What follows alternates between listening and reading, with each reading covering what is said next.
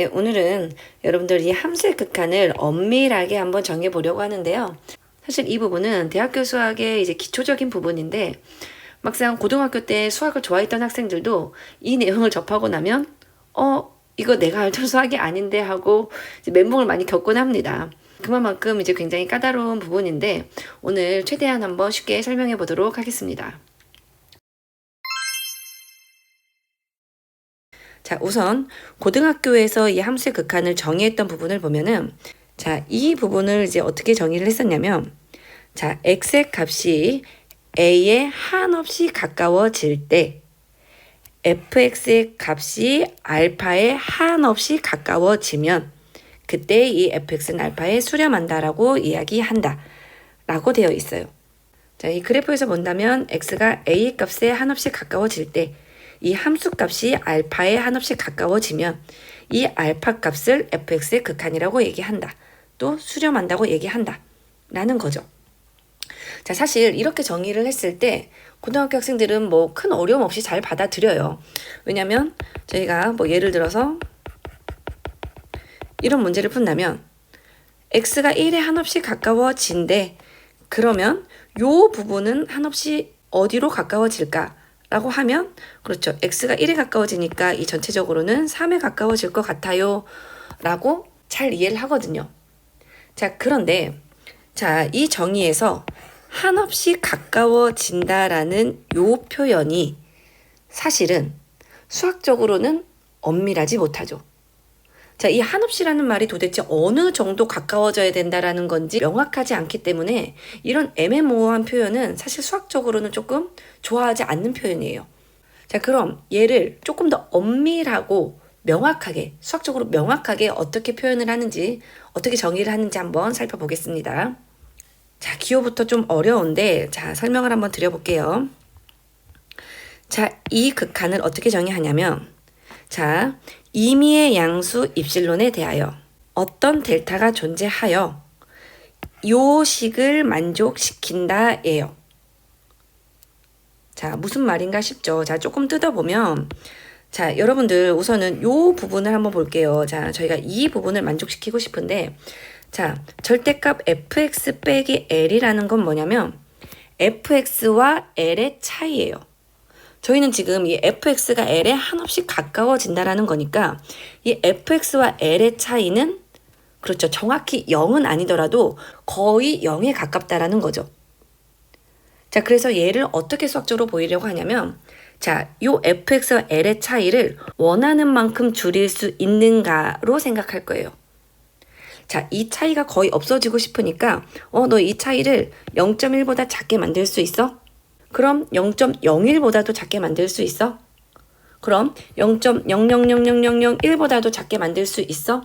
이런 식으로 아무리 작은 수를 주더라도 그것보다도 이 차이를 더 작게 만들 수 있다면 이 fx와 l은 서로 한없이 가까워지는 관계로 볼 수 있지 않을까? 이렇게 수학적으로 정의를 하는 거죠. 되셨나요? 그래서 처음에 주어진 이 임의 입실론이라는 것은 사실은 이제 이 부분이 되는 거죠. 그래서 어떤 입실론, 어떤 양수를 주더라도 얘보다 더 작게 만들 수 있어 라는 걸 저희가 이제 보이는 거예요. 보통은 아주 작은 양수를 뜻하겠죠. 되셨나요? 자, 이런 식으로 fx와 l의 차이가 어떤 양수보다도 작아 라는 걸 보이는데 이게 어디서 성립해야 되냐면 그렇죠. x가 a에 가까워질 때 a 근방에서 성립을 해야 돼요. 그래서 이 A 근방에서는 저희가 어쨌든 극한이라는 거는 A보다 먼 곳은 보지 않아요. 정말 미세하게 작은 A 근방만 보는 거죠. 그래서 그 A 근방에서는 요 차이를 이거보다도 작게 보일 수 있어. 이걸 보장하는 그 근방을 명확하게 찾는 거죠. 그래서 그 근방이니까 어쨌든 이 A로부터 어느 정도 이제 플러스 마이너스를 하는데 걔를 델타라고 놓은 거예요. 그래서 요렇게 놓은 거예요. 이 x라는 게 이제 a의 근방 요렇게 다른 말로는 이제 x와 a의 차이가 델타보다도 작은 그 근방 그리고 사실은 극한이라는 건 a에 가까워지는 거지 a라는 순간은 빠지는 거니까 요렇게 표현한 거죠. 자, 그래서 요 근방을 이렇게 준 거죠. 그래서 이 근방에서는 이 fx와 l의 차이가 입실론보다도 작아져를 보인 거죠. 그래서 어쨌든 어떤 입실론, 아까 뭐 0.1이 될 수도 있고 0.01이 될 수도 있고 0.001이 될 수도 있고 임의의 입실론을 어떻게 주더라도 저희가 A의 그 근방을 딱 찾아서 그 근방에서 그 fx와 l의 차이를 입실론보다도 작게 만들 수 있다면 fx와 l은 한없이 가까워지는 관계구나 라고 생각하는 거죠. 그리고 그 근방을 찾는 게 포인트인데 그 근방이라는 건 결국에는 그 A로부터 얼마만큼 떨어져 있는지 그 델타를 찾아주는 게 포인트라고 생각하시면 되겠습니다. 물론 여기서 델타는 이 입실론이 바뀌면 바뀌는 수치이기 때문에 사실은 이 델타라는 거는 입실론에 대한 함수라고 볼 수 있습니다. 자, 그리고 이 밑에 이제 이 기호 부분이 나와 있는데 사실 위에처럼 이제 한글을 섞어서 쓰는 경우보다는 이렇게 간단하게 기호로 사용하는 경우가 굉장히 많거든요. 그래서 간단하게 설명을 드리면, 자, 임의의 입실론, 임의의 양수 입실론에 대하여 양수 델타가 exist 존재한다. such that 무엇을 만족하는, 요것을 만족하는 이라고 해석하시면 되겠습니다. 그래서 저희가 이제 이 기호들을 이제 조금씩 섞어서 사용을 할 텐데 당황하지 마시고 임의의 입실론에 대하여 델타가 존재한다. 무엇을 만족하는, 이것을 만족하는 이라고 해석하시면 될 것 같습니다. 그래프로도 한번 해석을 해보시면 자, fx와 l의 차이가 입실론보다 작아진다는 것은 그렇죠. l을 기준으로 플러스 마이너스 입실론 요 안에 fx가 들어오게끔 만드는 거예요. 그러면 fx와 l의 차이가 입실론보다 작아지겠죠. 그래서 이 사이에 들어오게끔 만드는 저희는 a의 근방을 찾는 거죠. 자, 그래서 이런 경우에는 이 A 근방을 어떻게 찾으면 되나요? 이런 식으로 찾아주면 되겠죠. 이런 식으로. 그래서 A의 근방을 이런 식으로 델타를 잡아주신다면 그 A의 근방의 함수값은 이렇게 되는 거니까 그 부분에서 이 fx의 값들은 그렇죠. 이 L과의 차이가 입실론보다 작다라고 저희가 보장할 수 있는 거죠. 이렇게 한번 듣고 이해를 하기에는 굉장히 까다로운 부분이니까 여러분들 조금 멈춰놓고 조금 곱씹어 보셔야 됩니다. 자, 그럼 이해를 좀 하셨다고 생각을 하고 예제를 한번 다뤄볼게요. 자, 우선 첫 번째 예시는요. 자, 이 극한을 구하는 건데, 자, 이 극한 값은 그렇죠. 4죠. 자, 당연한 부분인데 얘를 이제 입실론 델타 논법으로 한번 보여보려고 합니다. 자, 그럼 제가 뭘 보여야 되냐면, 자, 어떤 입실론이 주더라도 저는 찾아야 돼요. 어떤 델타를 찾아야 돼요. 그래서 어떻게 되는, 자, 그 1의 근방에서 뭐를 만족해줘야 되냐면, 자, 얘를 fx라고 논다면, 자, 그 fx와 그 함수값의 차이가 입실론보다 작아지게끔 저는 만들고 싶은 거죠. 자, 그러면 한번 써보시면 사실 이 fx가 x 더하기 3이기 때문에 요렇게거든요.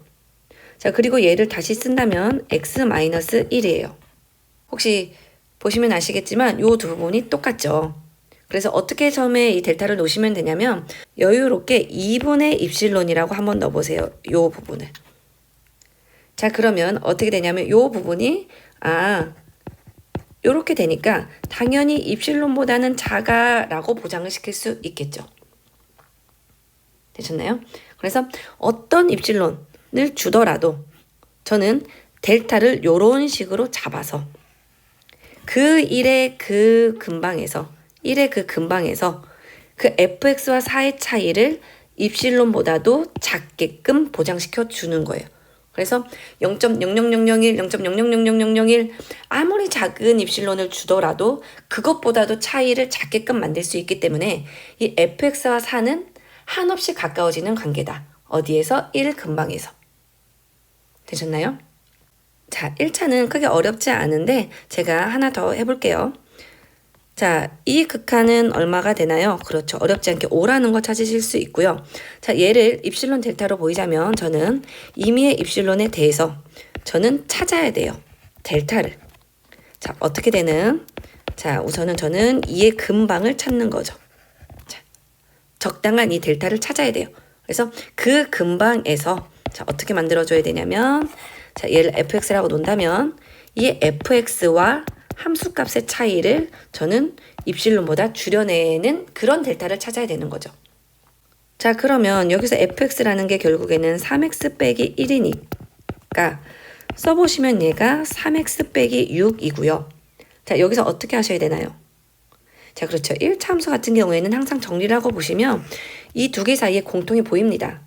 자, 그래서 이 부분을 3을 앞으로 빼시면 이렇게 만드실 수 있거든요.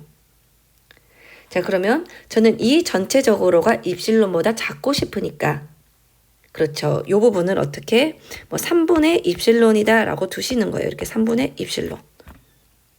자, 그러면 얘가 어떻게 얘는 그냥 3이고 이 x-2의 절대값이 3분의 입실론보다 작아지게 설정을 했으니까 저는 요 전체적으로가 입실론보다 작아진다를 보장시킬 수 있겠죠. 되셨나요? 그래서 아까 말씀드린 바와 같이 일반적으로 요 입실론에 따라서 이 델타는 바뀌게끔 설정이 됩니다.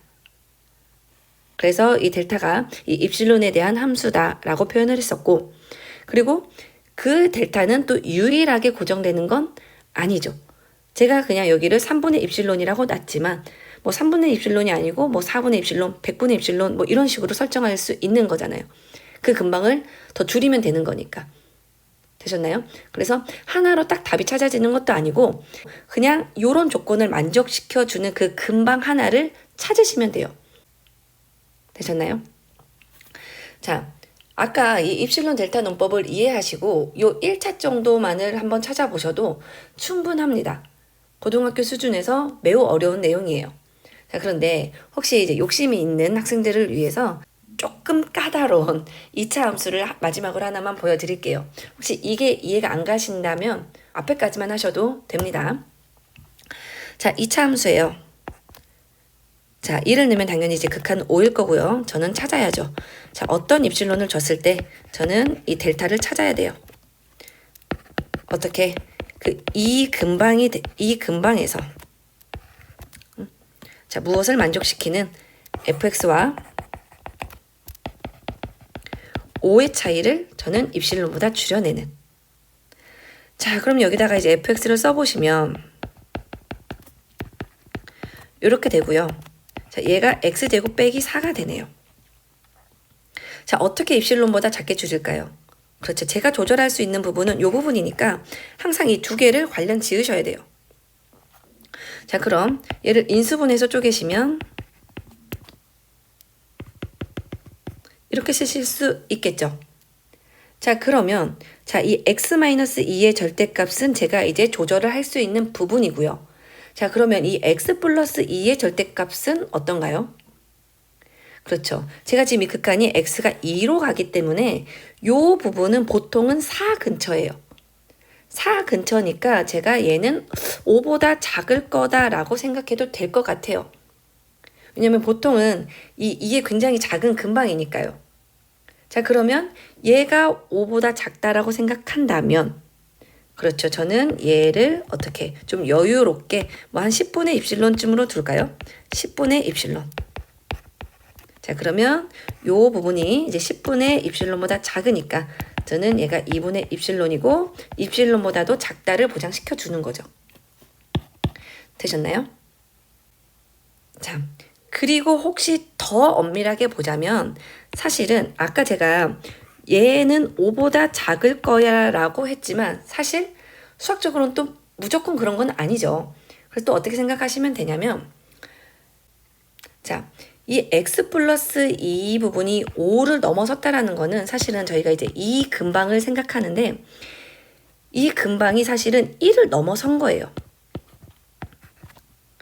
그래서 이 근방이 1을 넘어섰기 때문에 이 x값이 3을 넘을 수가 있고 x가 3을 넘었으니까 사실은 이 x 플러스 2 부분이 5를 넘었겠죠. 그래서 저는 처음부터 이 근방을 설정하실 때 1을 넘지 않게끔 설정하시면 돼요. 그래서 이 근방이 이 근방을 설정하실 때 이 근방을 플러스 마이너스 1을 넘지 않게 설정하면 얘가 5를 넘어서는 경우를 막을 수 있겠죠. 자, 그러면 어떻게 설정하냐면 처음부터 이 델타를 잡을 때요. 이 델타를 요렇게 설정합니다. 무조건 10분의 입실론이 아니고 10분의 입실론가 1보다 작은 값 중에서 설정을 해라 라고 두시는 거예요. 그러니까 저희가 보통은 10분의 입실론으로 그 근방을 잡는데 혹시 이 입실론이 10을 넘어가면 아까 같이 이 근방이 1보다 커지면서 아까 얘가 5를 넘어서는 문제가 생기잖아요. 그러니까 그런 경우에는 차라리 1을 선택해 라고 하는 거죠. 그래서 이 근방이 어쨌든 1은 넘지 않게끔. 되셨나요? 어렵죠. 쉽지 않은 부분이에요. 그래서 여러분들이 쭉 보시면서 앞에 설명을 최대한 이해해 보시고 가능하다면 1차, 거기까지가 수월하다면 2차까지. 그래서 다양한 예제를 가지고 한번 연습을 해보시면 좋을 것 같고요. 자, 이 부분을 가지고 심화 발전시킬 수 있는 부분은 굉장히 많습니다. 제가 이제 몇 개 예시를 들어드렸지만 다양한 예시를 여러분들이 가져오셔서 이 입실론 델타 논법으로 직접 접근을 한번 해보셔도 좋고요. 또는 이 수학2에서 이 함수의 극한 뒤에 나오는 내용들이 있어요. 함수의 연속이 나오고요.